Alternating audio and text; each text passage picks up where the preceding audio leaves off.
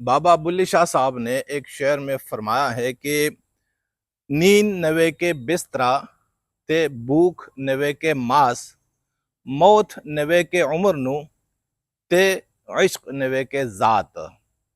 बाबा बुल्ले शाह साहब ने इस छोटे से शेर में चार चीज़ों का जिक्र फरमाया है और ये फरमाया है कि जिस तरह नींद नींद आती है तो नींद का आना यानी नींद के आने में बिस्तरे का ना होना कोई रुकावट नहीं बनता।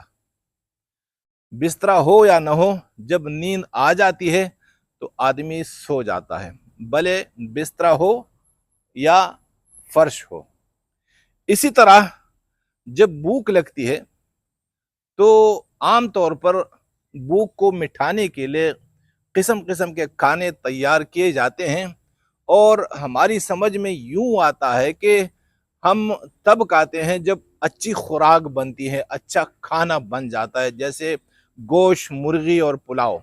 लेकिन बाबा बुल्ले शाह साहब ने फरमाया कि भूख जब लगती है और भूख जब सताती है तो फिर उस बंदे को गोश्त की जरूरत यानी फर्ज नहीं है कि वो गोश्त खाए, कुछ भी मिले खाने को तो आदमी खा लेता है। हम खुद भी अंदरूनी सिंध में गए थे तो सारा दिन हम गश्त करते रहते थे और जोहर के बाद हमें भूख लगी, तंदूर की रोटी हमने प्यास से खाई और इतनी लज्जत हमने उसमें पाई कि इतनी लज्जत मुर्गियों में भी नहीं है। वजह क्या है कि भूख बहुत ज्यादा लगी थी। और फिर बाबा बुल्ले शाह साहब तीसरी चीज का जिक्र फरमाते हैं कि मौत नवे के उम्र नू, जब मौत आती है तो मौत के आने में उम्र का ज्यादा होना या कम होना ये कोई रुकावट नहीं है, क्योंकि मौत एक ही घर में 80 साल के बूढ़े जिंदा होते हैं और 1 साल 2 साल के बच्चों को भी मौत आ जाती है। मौत इस वजह से माने नहीं होती कि जिसके पास मैं जा रही हूं तो उसकी उम्र अभी कम है, नहीं, बस मौत जवान को भी आ सकती है, बूढ़े को भी आ सकती है और इस तरह बच्चों को भी आती रहती है। इसी तरह मौत वो सेहतमंद को भी आती है और बीमार को भी आ जाती है। ये नहीं है कि जो बीमार है वही मरेगा, बल्कि सेहतमंद लोग होते हैं और वो अचानक मर जाते हैं। तो मौत के लिए उम्र या बीमारी ये कोई रुकावट नहीं है। जिस तरह इन तीन चीजों का जिक्र फरमाया तो बाबा बुल्ले शाह साहब एक और कैफियत, एक और चीज की अहमियत बयान फरमा रहे हैं इन तीन चीजों की जिक्र करने से। और वो मुबारक चीज क्या है, वो मुबारक कैफियत क्या है? वो है इश्क, मोहब्बत। मौत नवे के उम्र नू ते इश्क नवे के जात। मोहब्बत ऐसी चीज है कि ये हो जाती है, मोहब्बत की नहीं जाती। और मोहब्बत जिस पर भी आ जाए, यानी दिल जो है जिस पर भी आ जाए, भले बादशाह का दिल और सामने उसकी महबूबा वो कनीजा है, वो कम जात है, तो उसके लिए यानी दिल जब आता है, ये मोहब्बत जिसे हो जाती है, तो वो नहीं देखता कि मैं जिससे मोहब्बत करता हूं ये मेरी जात की बराबर भी है या नहीं है, बल्कि जात से कम भी हो फिर भी मोहब्बत हो जाती है। हमारे सवात के जो वाली थे अब्दुल हक जहांजेब मरहूम साहब, बादशाह थे सवात के, और उनका दिल आ गया एक रकासा पर, उन्हें मोहब्बत हो गई एक रकासा से और उसी रकासा को अपनी दुल्हन बना दिया।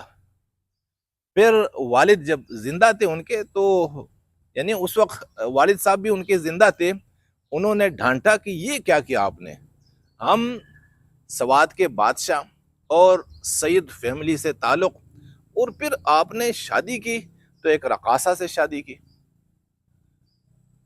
लेकिन اس میں کچھ ہو نہیں سکتا تھا۔ آخرکار والی سوات نے ان کو آخری عمر تک اپنی بیوی بنا کے رکھا اور ان کی محبوبہ رہی۔ اور منگورا میں آپ نے ایک مسجد دیکھی ہوگی یا نام سنا ہوگا اس مسجد کا، اللہ اکبر اس مسجد کا نام ہے۔ یہ مسجد ان رقاصہ نے بنائی تھی، تعمیر کروائی تھی۔ تو وہ رقاصہ تھی لیکن سوات کی ملکہ بن گئی۔ کیوں ملکہ بن گئی؟ ان پر دل آ گیا تھا، انہیں محبت ہوئی تھی سوات کے بادشاہ کو۔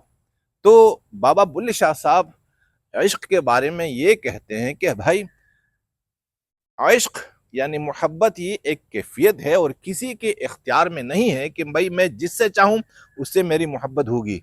نہیں نہیں، جس سے بس محبت ہو جاتی ہے اس سے ہوگی۔